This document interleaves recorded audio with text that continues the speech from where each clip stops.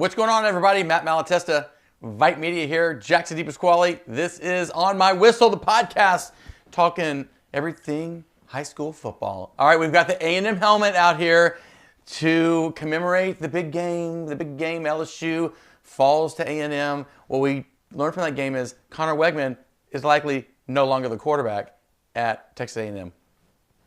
Guy came in, killed it. What's his name? Marcel Reed from Tennessee. Perfect.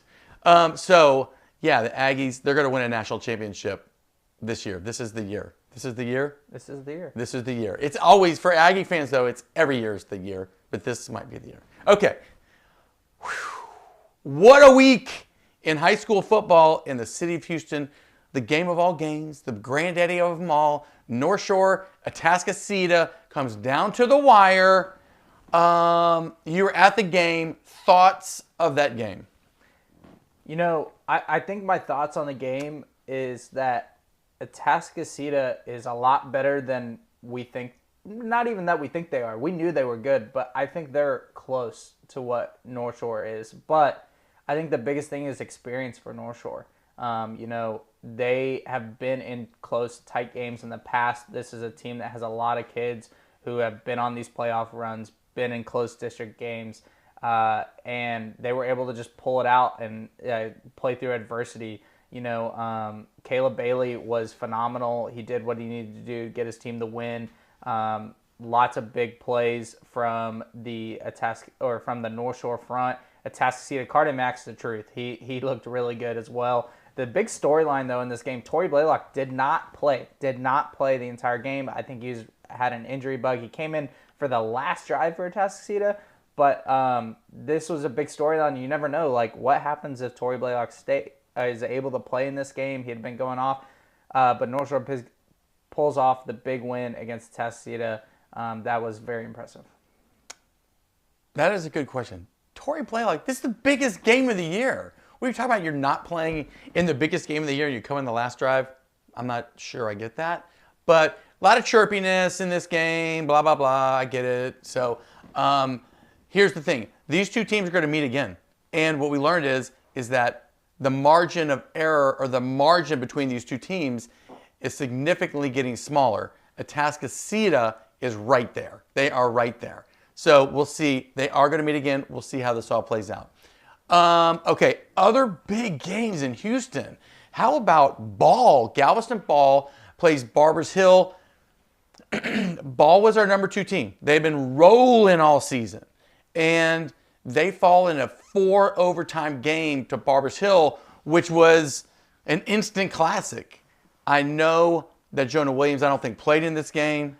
So he played. I think he got hurt in the game. He was seen after the game in an arm sling.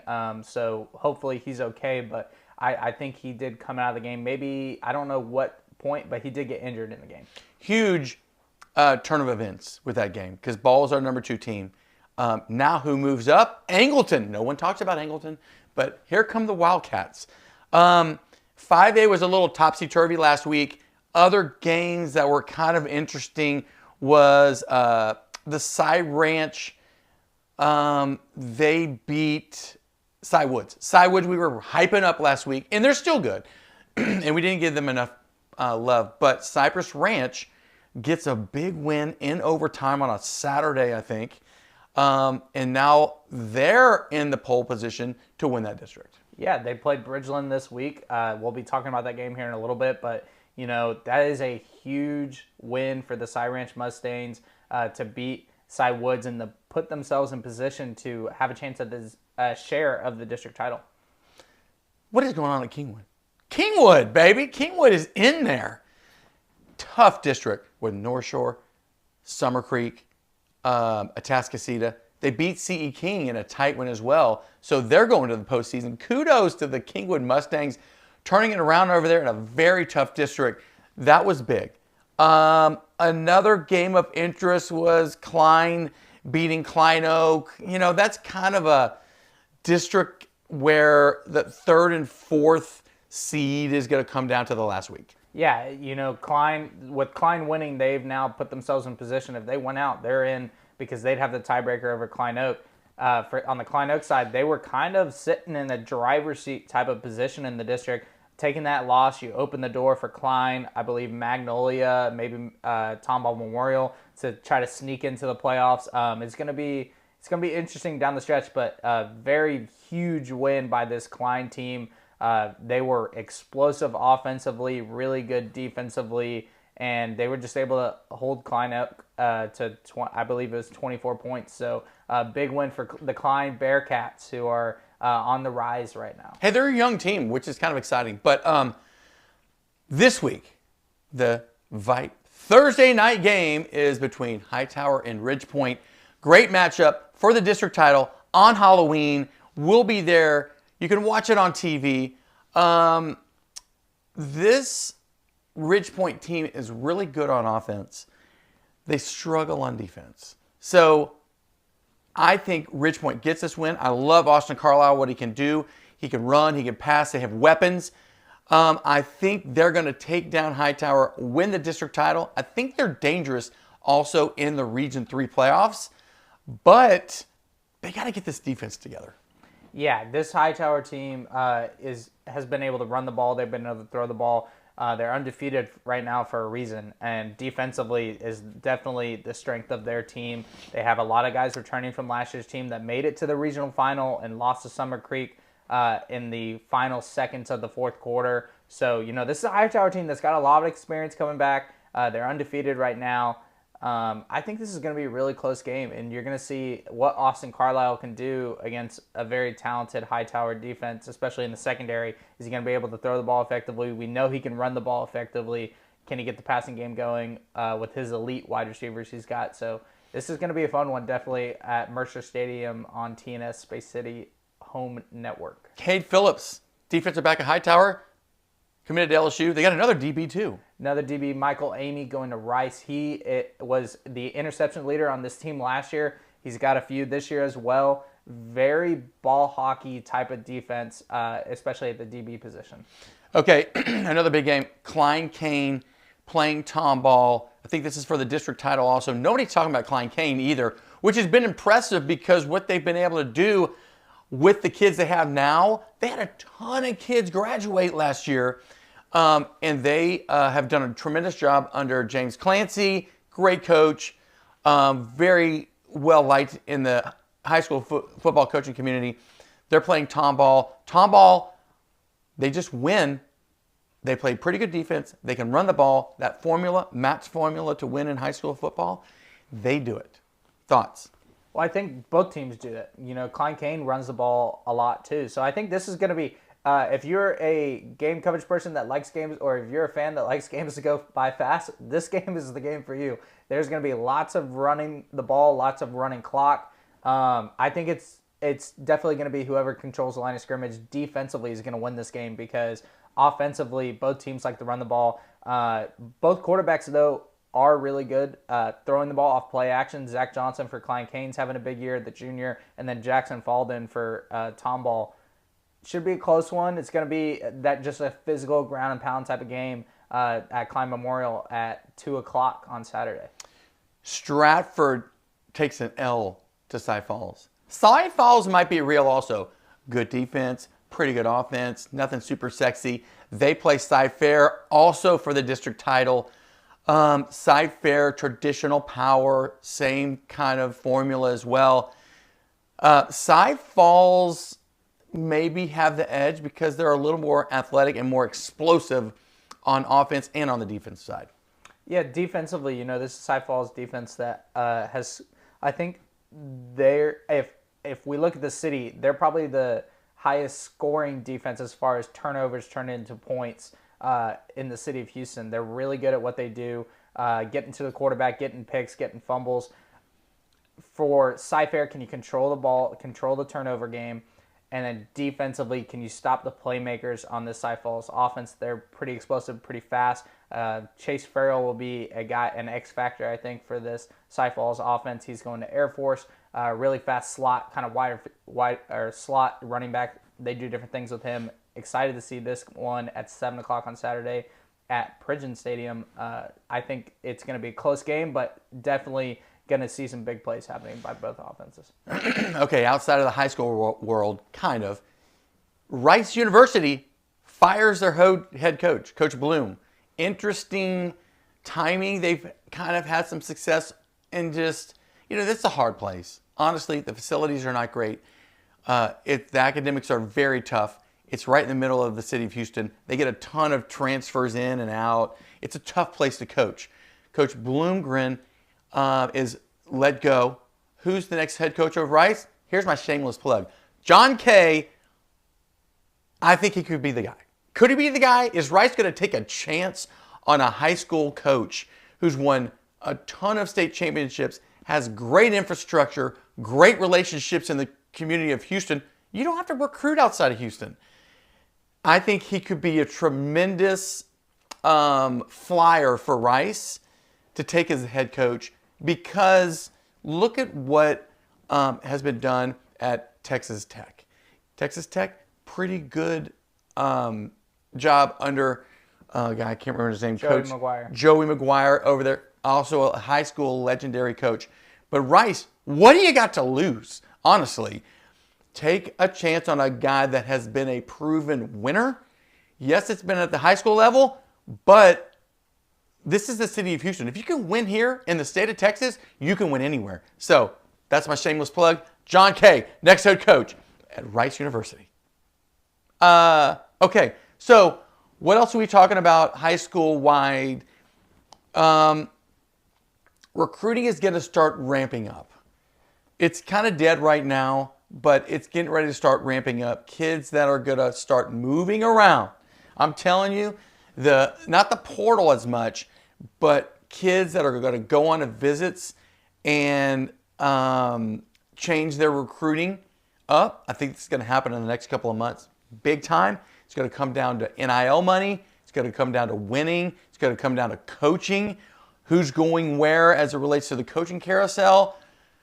It's going to be the wild, wild west in the next couple of weeks and months as it relates to recruiting and where kids end up signing, with all of these wild factors that play into it. What do you think? Who could flip? I know it's kind of early. That's putting you on the spot. Who do you think might make some moves as it relates to the recruiting world? I think you look at someone like Malcolm Simpson down at Hitchcock.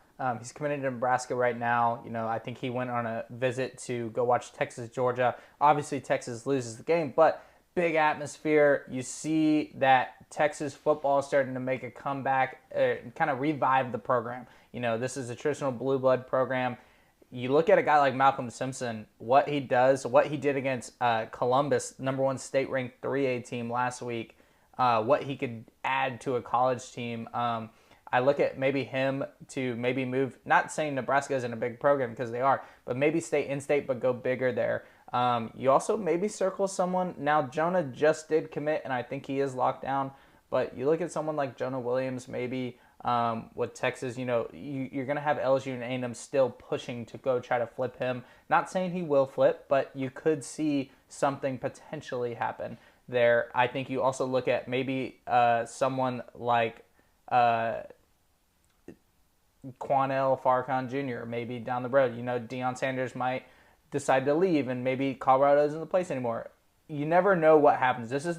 November is a crazy month for recruitment. It's where flips start to happen because signing day is December 4th this year, early signing day. Things are going to get really crazy here in November, especially with different college teams winning and losing. We'll see what happens. Those are three I'd maybe keep an eye on, especially Malcolm Simpson more than the other two. But that's what I keep an eye on. I think the biggest question for me, though, why isn't Caleb Bailey being recruited? This kid is a winner. He wins anytime he's in the game. He makes the right plays. He makes the right decisions. Why isn't this kid getting recruited? It's not popular. This is not going to be a popular opinion. He's a linebacker, honestly. I'm not sure he's a quarterback. If you just look at his mechanics, he's a good runner. He's had the knee injury. Yes, he's a winner. He's a high school football winner at one of the biggest programs in the country. But is he playing out of position? Probably. In college, coaches I've talked to said, look, this guy's a D1 linebacker, but is he willing to change to the linebacker spot? I don't know if he is. I do really like his attitude. He is a guy that people rally around. He is a kind of quiet leader. But I would love him on my team, but maybe not as a quarterback, maybe as somebody on defense. Yeah, I mean, I kind of see both sides of it, but with watching him this past Friday, having that guy lead your offense and knowing that he's going to get the job done, whether it's with his legs, with his arm. I mean, he made some big throws down the stretch to get them into field or get them into the 10-yard line to have a shot at winning the game and then threw the game-winning touchdown. So, I could see whether he's at linebacker, whether he's at quarterback, whether he's at running, wherever this kid goes and he's able to play his college football, you're getting a kid who's going to put it all on the line, who is going to be a winner and a leader on your team. And I think if you are looking for a football player, Caleb Bailey is the guy you need to go get. Okay, this is very interesting. I'm going to segue. We weren't planning on this, but here's one to segue to. This is another unpopular take, but here it goes. The state of Texas high school football is so much more elite than the other states. I don't care what you say about Florida. I don't care what you say about California. The coaching's better. The facilities are better. The kids are better. There's more kids. They are sold out with football. The summer is not going to vacation. It is to play football and do it at the next level. It's got its drawbacks, however, because when you're like that in a state, the upside is lesser, if that makes sense. You've been coached by the greatest coaches. You've been in a weight room that is out of this world. You've been eating right. You've been training with all these personal trainers. So when you go to college, you don't have as much upside. You go to Louisiana, you go to Bama, you go to Mississippi, you go to Georgia or Florida. Some of these kids are super raw and they have way more upside because they don't eat right. They're not doing personal trainers. They're not coached as well as you are in the state of Texas. You don't have the facilities. So the thing is this, yes, you get a good product from the state of Texas, which is very polished going into college football, but the upside is not as great, if that makes sense. Caleb Bailey is exactly what I'm talking about. I don't know that college coaches are going to say, hey, this guy's got a massive upside. He's going to be a great quarterback somewhere in a big SEC school. I just don't think that's going to happen. I don't think he's got the upside. Again, unpopular take, but that's over 20 years of doing it. And talking with college coaches, that is the reality. So, to wrap up, how do we wrap this up? What have we learned? Well, I think I've got two quick little segments to wrap this thing up. Feel free. First, Matt, we're going to watch play on the screen here in a second. This is a big pivotal play between North Shore and Atascocita. There's about 40 seconds left. Caleb Bailey has just taken a sack. Clock's rolling. They line up, snap the ball. Caleb throws the ball into double coverage, and then this is the catch that they called a first down.